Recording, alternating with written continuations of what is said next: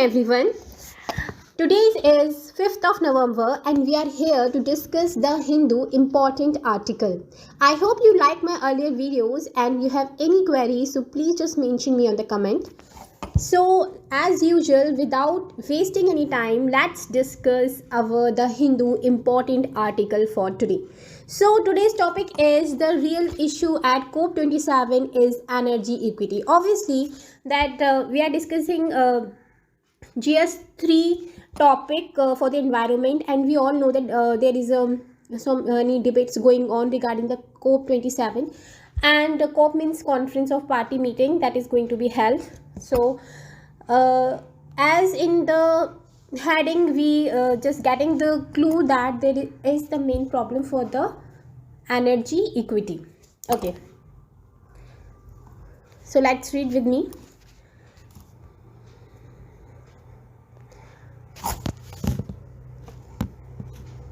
In a starkly unequal world, what does the urgency of climate action imply? Okay, this has been a central caution in the climate change negotiation since the Rio Earth Summit 1992. तो इसमें discuss कर रहे हैं कि जो climate action की हम बात करते हैं उसका मेन क्वेश्चन, सेंट्रल क्वेश्चन क्या है, और ये चीज़ हम एक जब रियो अर्थ समिट 1992 से हम सब लोग वेल अवेयर हैं कि तब से हम डिस्कस कर रहे हैं, and will also be at the root of contestation at the upcoming 27 conference of party. और यही चीज़ हम एक अपने दिमाग में रखते हैं जो COP27 आने वाला है. और we all know that is going to be held in Egypt, that we have discussed in the earlier articles. So come to the second para. In the run up to COP27 last year in Glasgow, you all know that the COP26 meeting was held in Glasgow last year. Several developed countries had declared their intention to reach net zero emission by 2050. As we all know, in that several developed countries they targeted for to reduce their carbon emission, and they pledged for the net zero emission by 2050. These declaration did not square with the requirements of keeping the 1.5 degrees Celsius alive. Okay, fourth, fifth, देखो, this is the data and it is really very much helpful for your GS answer writing and for getting the facts also. 4/5 of the global carbon budget to limit warming to 1.5 degrees Celsius means with 50% probability has been already exhausted. The fund has been already existed, then obviously it is very less funds is with them, and developed countries are responsible for more than half of these historical carbon dioxide emission. As हम पढ़ते चले आ रहे हैं कि obviously developed countries ही responsible है, because वो अभी तक डेवलप हो चुकी हैं और they utilise more of the fossil fuels, they still have the so much technology and they have the funds. So if they are not using the fossil fuel and if they are getting transition in other of the alternate things, then obviously they don't have any problem. But the thing which the most suffering by the developing countries. Okay, now come over here. Nevertheless, there was much celebration of these target. There was also high drama at COP26 with moral grandstanding by many developed country negotiation who invoke the future of their children.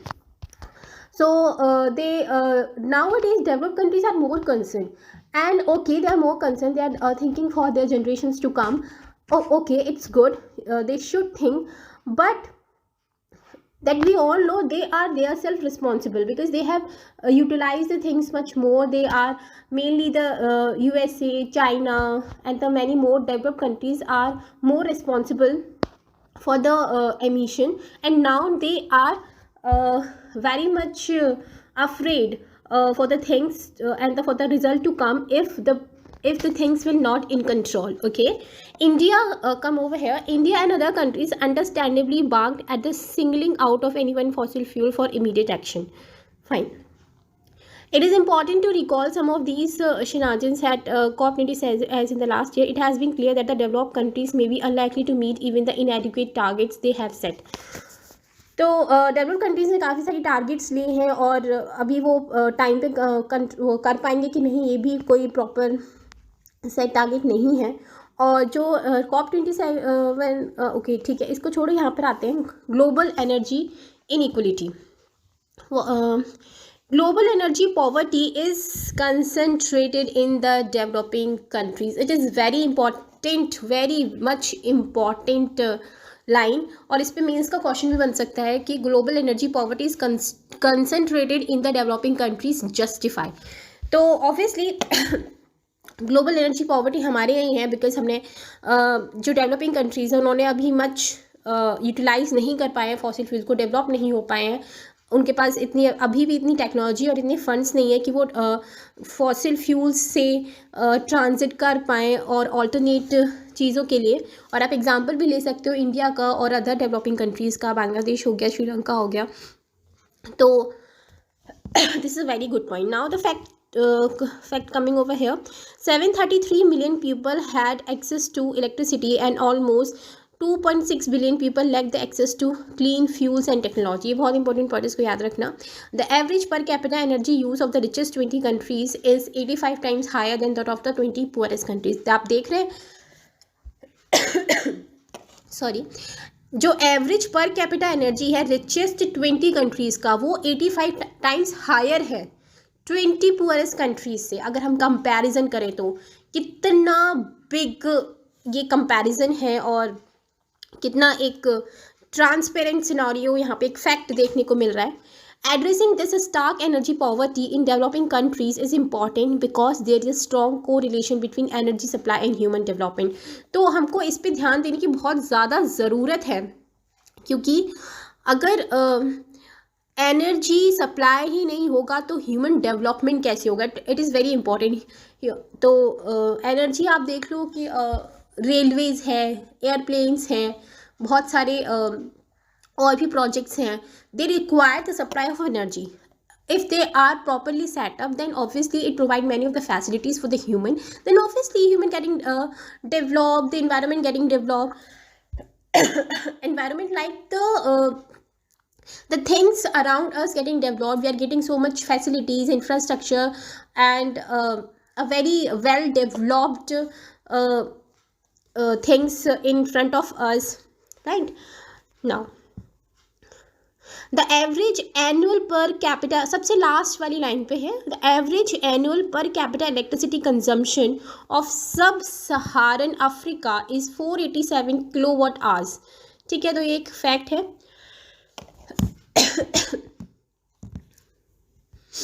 Okay, come to the here. Alongside an infant mortality rate of 73 per 1000 live births, maternal mortality ratio 534 per 1 lakh live births, and per capita GDP of $1,645. तो ये एक श्रीलंका का एक data बता रखा है. Sorry, Sri Lanka जो भी अभी नीचे आया, सब Saharan Africa. Okay, now come over here.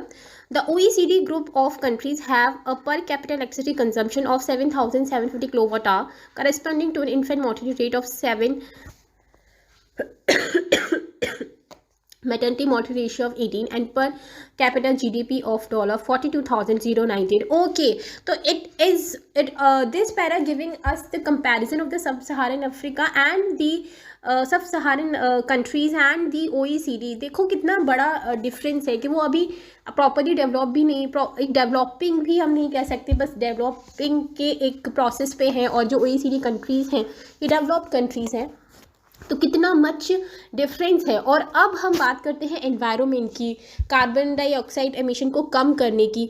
तो लेकिन रिस्पॉन्सिबिलिटीज़ हम इक्वल नहीं दे रहे हैं. ठीक है, रिस्पॉन्सिबिलिटी इक्वल एमिशन को कम करने में दिया जा रहा है, लेकिन ऐसा नहीं होना चाहिए क्योंकि डेवलप कंट्रीज़ काफ़ी सारा उसका फ़ायदा उठा चुकी है. तो इनकी रिस्पॉन्सिबिलिटी ज़्यादा होनी चाहिए. ये लोग डेवलपिंग कंट्रीज़ को फंड्स प्रोवाइड करें और इन जितने भी रिसोर्सेज हैं वो प्रोवाइड करें, ताकि एक इक्वलिटी, एक बैलेंस लेवल पे चीज़ें आए, कंट्रीज एक बैलेंस लेवल पे आए. तब जाके हाँ एक डिसीजन लेना चाहिए कि हाँ हम सबको इतना इक्वली कंट्रीब्यूट करना है.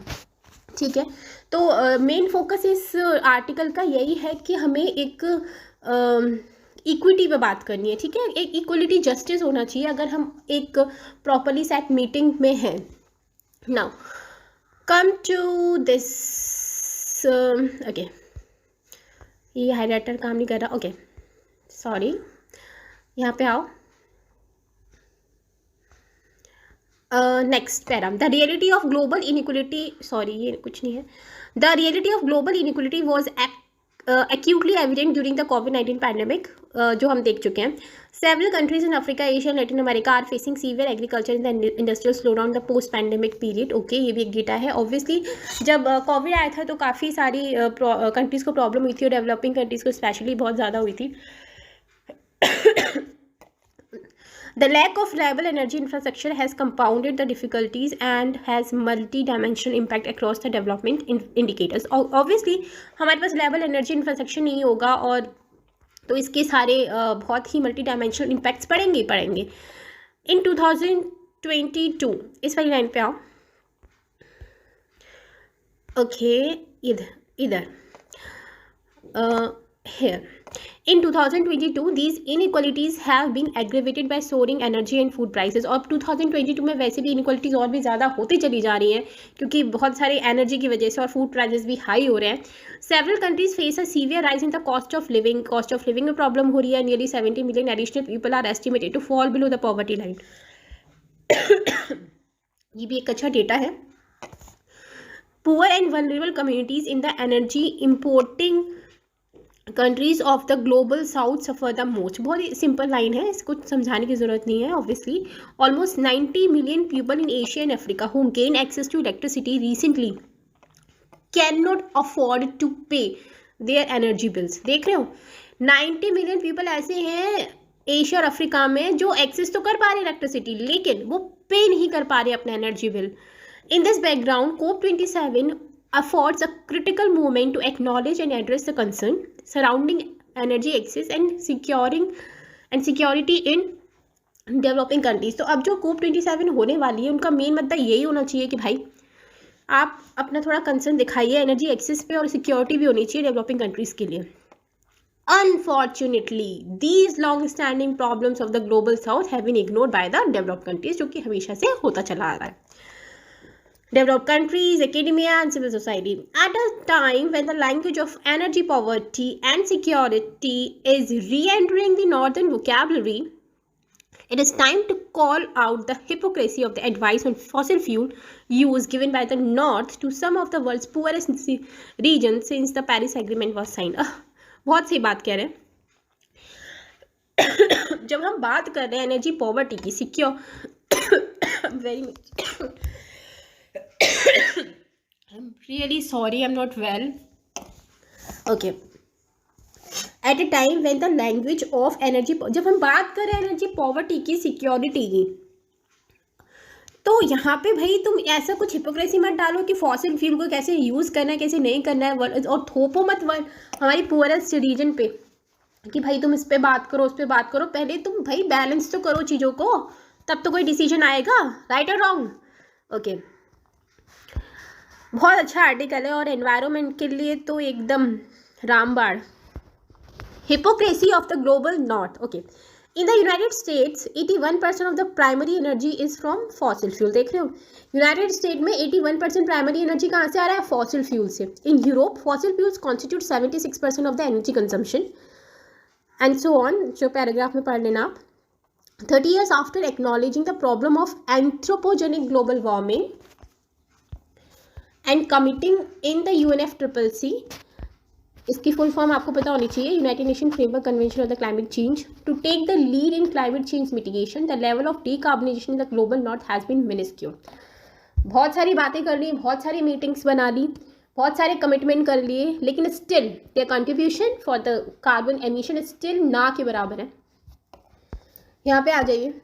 In July 2022, European Union voted to classify the use of natural gas for some uses as green and sustainable. तो यूरोपियन यूनियन का कुछ एक उन्होंने वोट किया कि भाई नेचुरल गैस को हम यूज़ करेंगे जो काफ़ी ग्रीन एंड सस्टेनेबल रहेगी. Natural gas responsible for the 7.5 billion tons of carbon dioxide in 2022. European Union voted to classify the use of natural resources for some uses as a green and sustainable. उसी को हम use करेंगे जो green and sustainable होगा क्योंकि ये एक data दे रखा है कि इस इतने billions of carbon dioxide emission के रिस्पॉन्सिबल है. Additionally, in 2022, even coal consumption in the US and European Union estimated to increase by the 3% and 7% respectively. भाई आप क्या कम करोगे, आपने तो बढ़ा दिया है. so called developed countries, US and European Union. These same developed countries argue that, क्या argue करें भैया, देखें, clean energy constitutes a great emission, great opportunity for developing countries and it has become cheaper. तो ये कह रहे हैं कि भैया डेवलपिंग कंट्रीज तुम्हारे लिए अच्छी अपॉर्चुनिटी है ग्रीन एनर्जी को लेके. They have use this dubious argument to dismiss the differentiation between the develop. तो ये एक आर्ग्यूमेंट चलाते हैं ताकि एक डिफ्रेंसिएशन, एक हम डिफरेंस ना कर पाएँ डेवलप और डेवलपिंग में. Bridging the energy deficit here. Bridging the energy deficit in the global south using the renewable energy alone is much bigger challenge compared to what developed countries will face this winter. जब भी कोई बात आती है वो तो हमारे ऊपर कर देते हैं भाई डेवलपिंग कंट्रीज, ठीक है तुम भी कर लो, डेवलप्ड हो जाओ, लेकिन रिन्यूएबल एनर्जी से करो भाई. क्यों करें रिन्यूएबल एनर्जी से? आपने तो पूरा फॉसिल फ्यूल यूटिलाइज कर लिया, अब हमारी बारी आई है डेवलप होने की तो हम रिन्यूएबल कर लें. ठीक है, अच्छी बातें करनी चाहिए, it is environment sustainable, but what happens somewhere it really requires the fossil fuel because if the matter comes to discuss, if the matter comes for the equitable justice, then all things should be properly discussed.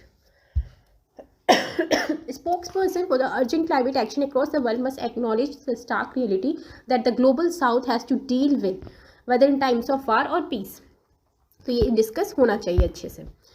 Last पेरा है, okay, अच्छे से पढ़ते हैं. Come. At the base camp for equitable priorities, at COP27, the global south must put the question of its energy poverty and the severe global inequalities in energy access squarely at the center of all discussion. We have discussed earlier. We need to achieve zero hunger, zero malnutrition, zero poverty and universal well-being, even as we collectively contribute to ensuring the effective climate action. सब हमें करने की ज़रूरत है, सारे point हैं जो हम डिस्कस कर चुके हैं. As the strapline for COP27 suggests, we must work together to ensure that these development goals are not silent as they were at COP27.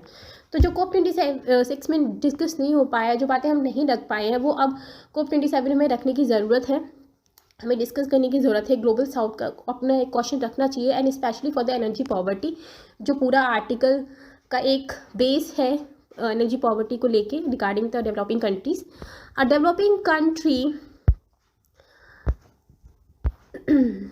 Okay,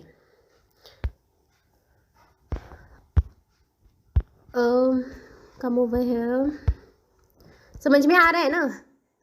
धीरे धीरे और अच्छे से डिस्कस करा करेंगे. तो ये नीचे वाली लाइन में आओ जाओ, यहाँ पे A developing country leadership at COP27 can ensure effective discussion based on equity and common differentiated responsibility and respective capabilities on the relative responsibility and sharing of mitigation and adaptation burdens while coping with the loss and damage. तो main मुद्दा यही है, main मुद्दा इसी बात पे हो रहा है कि भाई अब जो COP26 में जो हो गया सो हो गया, लेकिन अब COP27 में सारे global south countries and specially the developing countries वो साथ में आए, डिस्कस करें और एक जस्टिस एंड इक्विटी की बात करें और एनर्जी सिक्योरिटी की बात करें और एक क्वेश्चन रेज अप करें जिससे कुछ चेंजेस आ पाएँ, और कॉमन एंड डिफरेंशिएटेड रिस्पॉन्सिबिलिटी जो सबसे नीचे दे रखा है उस पर फोकस किया जाए. तो बहुत अच्छा पैराग्राफ है और इससे पहले भी मैंने COP27 के ऊपर शायद 1 से 2 आर्टिकल में समझा चुकी हूँ. तो इन तीनों का वीडियो अच्छे से देखना और समझना, और इस पर एक बहुत अच्छा आंसर भी तैयार हो गया है और प्रीटी पॉइंटर्स भी काफ़ी सारे निकलेंगे. सो ये था आज के डिस्कशन और आई होप आपको ये पसंद आया होगा, और धीरे धीरे हम इसको और भी अच्छा करेंगे और भी बेहतर आपको समझाने की कोशिश करूँगी. So that's all for today. Thank you.